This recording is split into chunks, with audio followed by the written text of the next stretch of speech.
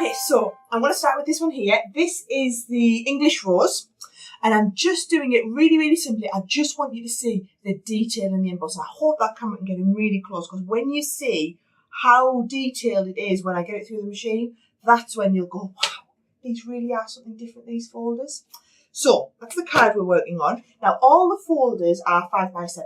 So what I've done is I've just cut a little bit of card, 2 5x7, and it's just going to go inside there. Now, you can see the design through. We specifically haven't printed on the front of these because you can't get the 3D-ness through the printing.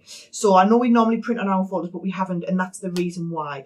But you can still see the cardstock in there. Now, here's the thing. The embossing folders themselves are a tiny little bit deeper than a regular embossing folder, but they will work in most of your machines. You just need to lighten your sandwich off a little bit.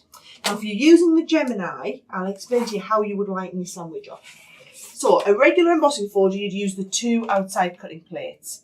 Now, what you'll find is if you try and put it through with these 2 plates, it's too thick. And the Gemini, because it's electronic, it'll just go, no, and send it back. So we're going to use instead the plastic shim as our top plate instead of the cutting plate. Because we're not cutting, you don't need to worry about cutting into it. So you can see the plastic shim's a little bit thinner than one of the base shims. But what you'll find is that it gives you some nice pressure and gives a nice 3D-ness. If you want it to be really crisp, add in one of your other shims. So either your metal shim or your magnetic. Your magnetic's even thicker still. So I'm going to have, for these in the Gemini, my base plate, my magnetic. Then I'm going to put my embossing folder in that has the card inside. And I'm going to put my plastic shim on the top. And that will be enough pressure to give me the detail emboss that I need. So just feed it carefully into your machine and just make sure you feed it. So you can hear it working there, but you can hear it's not ridiculously working itself too hard. And that'll just push every little bit of that cardstock into the nooks and crannies. Now, you will find, use the better quality cardstocks and you'll get better results. Because these are nice deep embossing folders, what you don't want is to end up with card that's like a cheap nasty mirror card that's got a terrible coating on it that's going to crack, for example. Right, so this is what I mean when I said you'd be wowed. I don't know how well the camera can pick that up there. Wait till you see it with the gilding wax on. But even if I show you the deboss from the back, I mean, it is that 3D-ness that just looks incredible, okay? So you've got the design, and then what I'm going to do is I'm going to apply a bit of the gilding wax. Now with gilding wax, less is more. So you always put a little bit onto your finger, okay? And then you're going to take the majority of it off, right? And you can, in fact, you want it right on the ball of your finger, not on the very, very tip. So on the ball. And once we've got it on there, you're just going to rub it ever so gently. And can you see it starts to pick up on the raised elements around there? And you can always keep on picking up a little bit more and just highlighting that finish. I love gilding wax for this exact reason. But one of the pitfalls, what people seem to do wrong, and what I do wrong very often, especially when I'm in front of the camera and I'm feeling under pressure to do something in a fast time frame, is you end up putting too much on. You can always go on and add more and build up a second layer if you want it to be a little bit more metallic. What you can't do is take it off once you've put it on there. So you're always putting tiny little bits on, and you're going to add more and more as we're going along. What I will say is, though, it doesn't matter how great my demonstrations are here, you won't fully appreciate how fantastic these folders are and how different they are until you get them home and start working with them. And if you're someone who's used embossing folders a lot and tried embossing, this really does just take your embossing up another level again. Okay, so I'm just going back over some of the areas like the roses there and building up another level again, just to add that highlight. So here's our base design there. And then what I'm going to do is just do a little bit of matting and layering onto the base card. Now, what I'm using is our luxury cardstock where you get all the golds in the pack. So I've got some of the mirror card and some of the glitter card. And then what I find is the more you mat and layer, the more kind of expensive it makes your card look. So I'm going to mat the gold glitter card onto some of the matte black, and then I'm going to mat this again onto the mirror card gold. Now when I'm doing matting and layering, if you notice, I'm taking a little bit of time to manoeuvre this, which is why I'm using the Collal all-purpose glue, because you've got that manoeuvrability time to be able to build up those layers if you don't quite get them right the first time. And I do just like to have that little bit of wiggle. There we go. So if you notice, I wiggled the centre one as well as the outside ones just to get them lined up perfectly.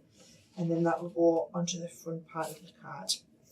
Now, because the embossing folder itself is fantastic, there's not an awful lot you need to do to the card to make it look really spectacular. So all I'm doing is this little bit of matting and layering here, and it just gives that right kind of edging to pull it all together. Now let's have a look. I've got the one here.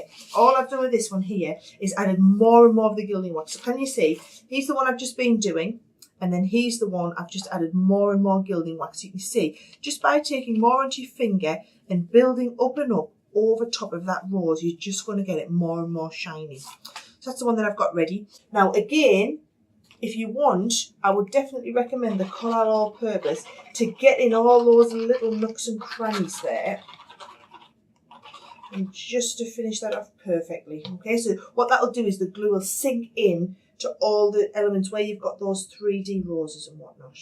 And I've still got that option for the manoeuvrability. So it's got me that perfectly into place. Now, here's what I've done. Have I got it ready? Save me doing this. I just ran another one embossed through and then cut out around that centre panel, and I've stamped and embossed onto it. So remember, as well as the 4 embossing folders, we've done those beautiful stamp sets that go with it. And the stamp sets are just, I find like with a card like that, it's just crying out to have something extra to finish it off. And the stamp sets just do that. So I've chosen really generic sentiments. So in this case, just the You Are My Sunshine. So I'm going to pop that You Are My Sunshine. In fact, you know, when you're sticking flat like this, tape pen will do the job perfectly well for me. And that's going to go over the centre there and just finishes it off and gives it a bit of a purpose. You could also raise that up with your 3D glue gel if you want. And then I've just got a little straight on the top there with a tape pen just to finish it off. And I think that's a beautiful but fantastically easy card to have made. So that's my first demonstration. I wanted to show you another one using some white card this time. Now you've seen the detail and the emboss, I want to show you something using that beautiful ornate lace one. So I'll put that to one side. We'll go through this one here. Now, this embossing folder, if I just show you the design, it's this one here, which is your ornate lace. So it's just crying out to be cut into this, and a lot of the samples that I showed you earlier were all cut in detail. So if you want to do a gatefold card, what I'll do is I've got my card ready here. I've cut myself this bit of card, and I'll let you know I've cut this to 10 6/8 of an inch. That seems like a random size. 10 6/8, and then also this is to 6 6/8 of an inch. Now, then that lends itself really well if you're working on your ultimate to scoring on the gatefold line. So you see I've sewn on the gatefold A4 on both sides, but what you're basically looking to do is create yourself a base card which is 5x7, so the size of the embossing folder. I'll get that folder. You want the base card to be the size of the folder, but these flaps are overlapping at the front. Can you see? It doesn't matter how much they overlap by, as long as that main card ends up being a 5x7 at the base. Okay? Now, I'll just show you how we're going to do the embossing, because we're going to start off first of all, and you just want to emboss the front panel on the side, you see? So, we're going to send that back through the Gemini. So just to recap on the plate combination you're using for the Gemini, you're going to have your base plate. So whether you use the clear one or the purple one, it really doesn't matter. We're also going to have our magnetic, so whether you put it underneath or on top, again, it really doesn't matter. And then you're going to put your clear plate on. So you've got your embossing folder with the design in, and I find the further down the machine you pop it, the easier the machine's going to feed it in. But remember, these will work in other machines, so all you need to do is lighten off your sandwich. So whatever you'd have for a regular embossing folder, you just need it a little bit lighter. And I think there's been other companies that have brought out slightly thicker folders before, so you'll find most companies will have, you know, regulations and suggestions on what platform combination you want to be using. So there's that. Honestly, it's fantastic. When you get this home, and I'm going to show you the underneath, it's the depth that you get in the embossing. It really is just something else. So you're going to emboss that one side. So let's have a look. That was my folder up there on the left. And then I'm going to do the same. Oh, hang on. There, that was that one up on the left. And I'm going to do the same with this one on the right. So I'm just taking it in there. Lining that up. And you can see, and the great thing is you can see through them, so you can see where the design is. And then I'm going to do the same folder, same platform combination, and send it through again. And actually the good thing is with Gemini, if I didn't want to, I don't have to wait for it to go all the way through. I can hear it's worked. I can hit stop and revert there it's through. I could hit stop and reverse, but actually you find it'll just pull through quite easily. Okay, so there is our embossing. And you can see, so I've got the swirl down this side, and I'm just going to cut off all this detail now. I do just have the most ginormous pair of scissors in the world, but you'll be able to see that I'm cutting around and into that 3D embossed detail. I'm cutting out the little elements. So this is what you're going to do. You're going to want to go all the way around, and you're going to cut off whatever level of detail you don't want on there. But to save you watching me do that, is the one that I've gone round. You can see I've just cut away from that, so you can see it's exactly the same. I'll just show them side by side.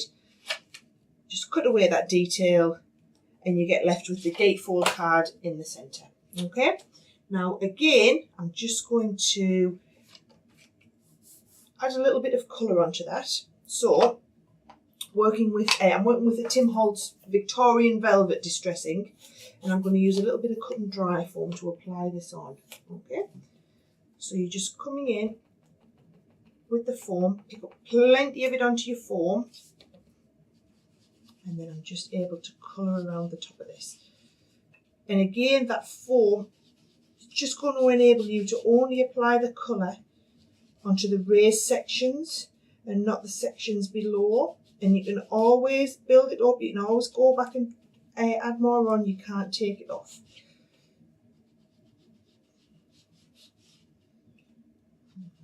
And it's kind of got this like veiny effect in the background. It looks so effective, honestly. So you see there the difference that Victorian velvet makes. Now this is just onto some regular white cards. So this is actually the Sheena stamping card that I've used for this one here. But any good quality white card is going to give you the same kind of effect in the background as it was.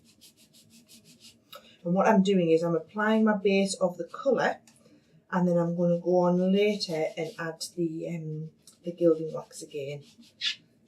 And we've always got those gilding waxes available. They really are the best quality gilding waxes you can buy. Don't try and work with other brands of gilding wax and then be frustrated at the results. We've tried many different ones over the years, and I can tell you that Pebeo are in a league of their own when it comes to gilding waxes, which is why we always stock theirs. So again, like I said before, less is more. You're going to take most of it off. Just FYI, notice I'm always working on my craft mat here, and it's just a lot easier to be able to control with. And then just picking up around that bit.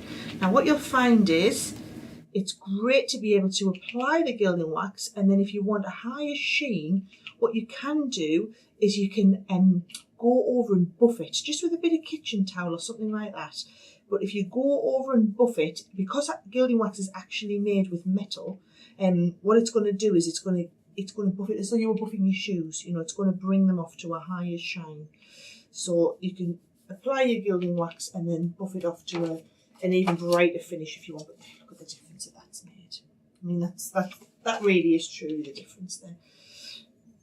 Just building this up a little bit extra. And all the time, I said this before, I'm working on the ball of my finger. I'm not working on the tip. Notice I'm putting my finger really flat when I'm applying that gilding wax on there. Very easy to do this. In fact, any type of embossing folder, cards and techniques are really easy to work with, because the details all in the folder. The folder does the work for you as it was, right? So that's to go in there, and then I've just embossed another one. So I've just run that through the embossing folder again, and I'm going to do the same again, just apply a little bit of gilding wax onto there. And it's just a little bit easy. This is one of the designs from my English Country Garden collection. I love that paper pad. And again, the difference it makes, just adding that gilding wax on, just makes the design pop out there. But for all it looks like I'm going quite fast here, I'm still being quite light-handed when I apply the wax on there. So just take your time, and it's worth getting it right. There we go. Let's just brought that design to light there off the paper, off the page. And you've got that little bit of a honeycomb in the background. So I'm just going to emphasise that a little bit more as well. Now on the front, obviously, we cut most of that off so you don't see it, but it's nice to have it there in the detail on the back. Then that is going to go on the inside. Now again, it's up to you. I'm going to stick this on with the coral glue gel because it is just going to get nicely into all those little nooks and crannies, and it's going to sink down there. And the glue gel kind of, the coral all-purpose, sorry, it kind of acts like an additional layer of card in there. So it's just giving you that little bit of extra strength. And then again, I would say that those sentiment stamps just add a lovely finish. So that card's great on its own, but obviously it needs a sentiment on. But if you don't know what occasion you need to make it for, all I've done there is just, I love you to the moon and back. And they're really nice. They like that really modern kind of lettering on there. And then just a little bit of tape under here. And that's just going to hold that in place there. And then I've got a couple of little gems that I'm just going to add into these two little sections. There's just one there. It's not easy with gilding wax on your finger. And then there's another one down here as well. And you know, there's loads of little areas you could add gems onto there. And a lovely card. But again, how simple was that? Because all of the work has been done for you in the embossing folder.